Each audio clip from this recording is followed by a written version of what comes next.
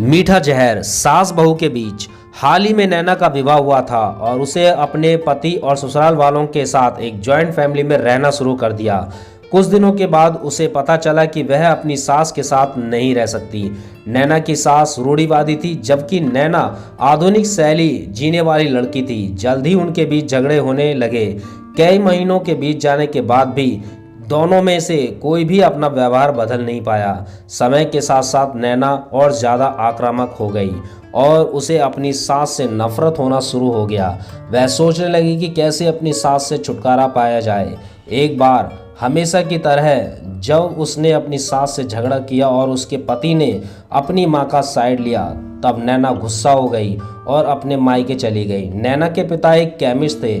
उसने अपने पिता को पूरी बात बताई। उसने अपने पिता से कहा कि उसे जहर दे दे ताकि वह अपनी सास के खाने में मिलाकर उसे छुटकारा पा सके, नहीं तो वह अपने पति के घर वापस नहीं जाएगी।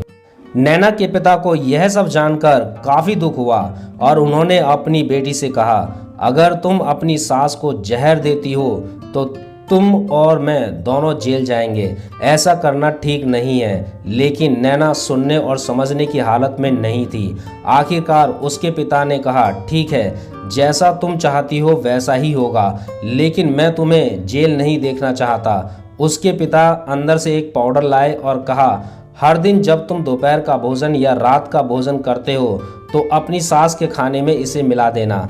इससे धीरे धीरे कुछ महीनों में वो मर जाएगी और लोग सोचेंगे कि वह प्राकृतिक रूप से मरी है।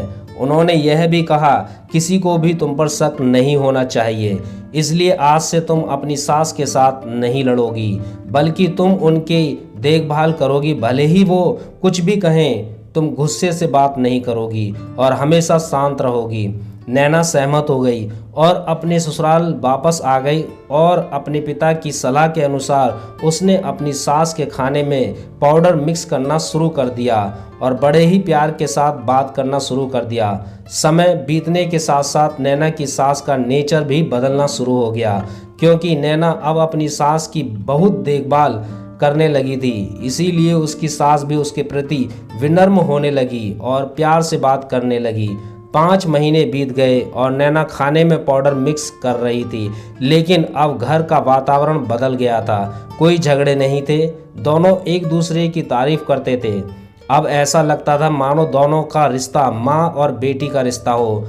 अब नैना को चिंता होने लगी कि पाउडर की वजह से उसकी सास जल्द ही मर सकती है। वह अपने पिता के घर पर गई और उसने कहा, पिताजी, कृपया मुझे उस जहरीले पाउडर के प्रभाव को ठीक करने के लिए इलाज बताएं। मैं अपनी सास को खोना नहीं चाहती। वह मेरी माँ की तरह हैं और मैं उनसे अब बहुत प्यार करती हूँ। उसके पिता मुस्कुराए और कहा, कौन सा जहर? मैंने तुम्हें बस एक स्वीटनर दिया था। नैना हैरान थी और उसने अपने पिता से पूछा कि उन्होंने ऐसा क्यों किया। पिता ने कहा, बेटा, अगर तुम किसी दूसरे इंसान से प्यार चाहते हो तो तुम्हें भी उसे प्यार देना होगा। रिश्ते एक गाड़ी की तरह होते हैं और हम उन पर लगे पहियों की तरह। जब तक सभी पहिए ठीक से आगे नहीं बढ़ेंगे तब तक गाड़ी ठीक से नहीं चल सकती। इसी बात का एहसास दिलाने के लिए मैंने ऐसा किया और तुम्हें अपनी सास के प्रति नम्र रहने को कहा। तुम्हारी अच्छाई देखकर उन्होंने भी अपने आप को बदला और तुम्हें समझना शुरू किया। तुम दोनों ने एक दूसरे के लिए अपने आप को बदला।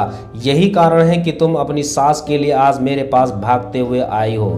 दोस्तों, इस कहानी से हमें शिक्षा मिलती है, सास बहू के झगड़े अक्सर कई मतभेदों को जन्म देते हैं। हालांकि हमें एक दूसरे को समझने की कोशिश करनी चाहिए और एक दूसरे के साथ स्वस्थ संबंध बनाने के लिए थोड़ा अपने आप को भी बदलना चाहिए। और जब इस तरीके के मतभेद रिश्तों के बीच में उठते हैं तो उनके परिजनों का कर्तव्य है कि वे उन्हें शांत रखें और सही रास्ते की ओर मार्गदर्शन करें। दोस्तों, उम्मीद करता हूँ ये कहानी आपको पसंद आई होगी। अगर पसंद आई है तो प्लीज़ वीडियो को लाइक कर दीजिएगा, चैनल को सब्सक्राइब कर लीजिएगा।